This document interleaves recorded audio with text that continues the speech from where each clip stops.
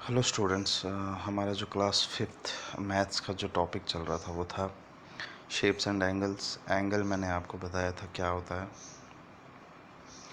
तो फिर से एक बार रिवाइज करेंगे। एंगल वो फिगर होती है जो दो रेज से बनती है जिनका एक कॉमन एंड पॉइंट होता है। उस कॉमन एंड पॉइंट को हम वर्टेक्स ऑफ द एंगल बोलते हैं, वर्टेक्स बोलते हैं। एंगल दो रेज से बनता है, उन दो रेज का एक कॉमन एंड पॉइंट होता है और जो कॉमन एंड पॉइंट होता है उसको हम वर्टेक्स बोलते हैं एंगल का। उसके बाद आता है टाइप्स ऑफ एंगल्स। कौन कौन से एंगल्स होते हैं? Right angle, acute angle, obtuse angle और स्ट्रेट एंगल।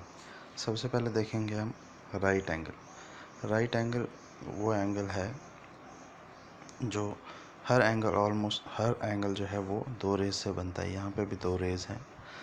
तो राइट एंगल वो एंगल है जिसका मेजरमेंट जो है, जो आप प्रोट्रैक्टर से जब उसको मेजर करोगे तो वो एंगल 90 डिग्री का एंगल बनाता है।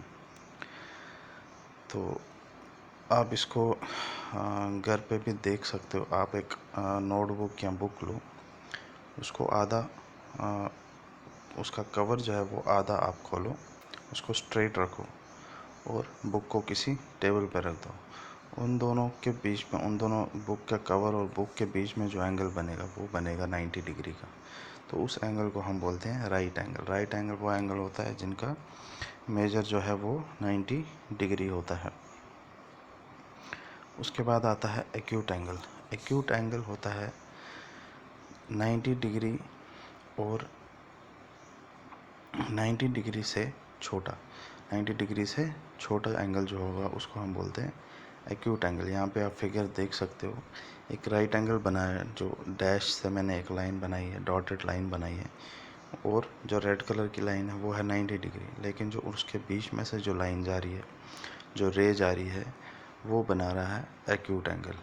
एक्यूट एंगल 90 डिग्री से छोटा होता है। Right angle 90 degree, acute angle right angle से छोटा होता है। वो 85 भी हो सकता है, 89 भी हो सकता है, लेकिन 0 से 90 डिग्री के बीच बीच में 30 डिग्री, 40, 10 डिग्री, 60 डिग्री, 70 डिग्री, ये सारे एंगल्स क्या होते हैं?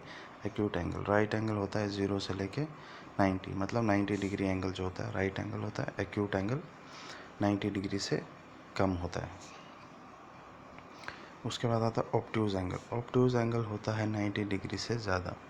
90 डिग्री से ज़्यादा का जो एंगल होगा वो ऑब्ट्यूज एंगल होगा। आप देख सकते हो डॉटेड लाइन जो मैंने डाली है ऊपर की तरफ, वो बना रहा है 90 डिग्री रेड लाइन के साथ। लेकिन जो 90 डिग्री के बाद वाली जो रेड लाइन है वो बना रहा है ऑब्ट्यूज एंगल। तो ऑब्ट्यूज एंगल क्या होता है? 90 डिग्री से बड़ा होता है। पहले एक्यूट एंगल आता है सबसे छोटा, उसके बाद right angle 90 degree. Right angle का हमेशा 90 डिग्री ही होगा। एक्यूट एंगल आप 90 डिग्री से कम जितना भी ले सकते हो, 10 डिग्री, 20 डिग्री, 30 डिग्री, 40, वो हो गया एक्यूट। उसके बाद आता है ऑब्ट्यूज। ऑब्ट्यूज 90 डिग्री से ज़्यादा होगा और 180 डिग्री से कम होगा। उसमें 110, 100, 120, 150, 160, 170, ये सारे एंगल क्या होंगे? Obtuse angle. उसके बाद आता है स्ट्रेट एंगल। स्ट्रेट एंगल जो है वो एक स्ट्रेट लाइन बनाता है, स्ट्रेट लाइन से बनता है। जैसे मैंने यहाँ पे एक गोल बनाया है, एक लाइन के ऊपर जो गोल बना है वो होता है 180 डिग्री। 180 डिग्री एंगल जो होता है वो स्ट्रेट एंगल होता है। क्यों? ये स्ट्रेट लाइन से बनता है। तो सबसे बड़ा यहाँ पे 180 डिग्री, उसके बाद उससे छोटा ऑब्ट्यूज, फिर उससे छोटा राइट एंगल, फिर उससे छोटा एक्यूट एंगल। तो ये चार एंगल्स होते हैं: right angle, acute angle, straight angle and obtuse angle. Straight angle 180 degree, right angle 90 degree, acute angle 90 degree से कम होता है, ऑब्ट्यूज एंगल 90 डिग्री से बड़ा होता है और 180 डिग्री से छोटा होता है। तो ये चार एंगल्स मेन जो एंगल्स होते हैं। अगर आपको कोई पूछेगा टाइप्स ऑफ एंगल्स, तो आप बोल सकते हो acute angle, right angle, obtuse angle and straight angle. Angle बनता है दो रेज से जिनका एक कॉमन एंड पॉइंट होता है। बाकी हम देखेंगे नेक्स्ट क्लास में। Thank you.